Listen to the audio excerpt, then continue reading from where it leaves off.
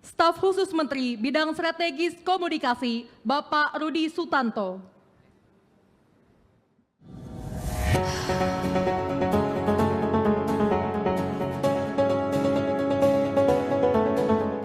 Pengangkatan Rudi Sutanto sebagai staf khusus atau staf sus oleh Menteri Komunikasi dan Digital atau Menkom Digi Mutia Hafid menjadi perbincangan publik. Pasalnya, Rudi Sutanto ramai disebut-sebut sebagai sosok Rudy Valinka, pemilik akun Twitter @Kurawa yang selama ini dikenal dengan cuitannya yang kerap kontroversial. Rudy Valinka sendiri bukanlah nama baru di jagat media sosial Indonesia.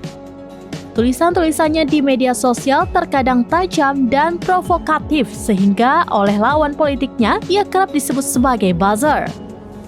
Selain menjadi aktivis politik di sosial media, Rudy Valinka juga kerap ikut terlibat membongkar kasus-kasus besar yang kemudian viral dan ditindaklanjuti aparat. Saat dikonfirmasi, Mutia Hafid tidak mau bicara panjang lebar mengenai sosok Rudy Valinka yang barusan ia lantik menjadi staf sus di kementeriannya. Dia bahkan mengaku tidak mengenal sosok yang kerap distempel sebagai buzzer pemecah belah bangsa itu. Menteri Komunikasi dan Digital Menkom Digi Mutia Hafid mengungkapkan Rudy memiliki keahlian di bidang strategi komunikasi. Ia juga mengatakan dilantiknya Rudy sebagai staf sus diharapkan membawa warna baru di Kemenkom Digi.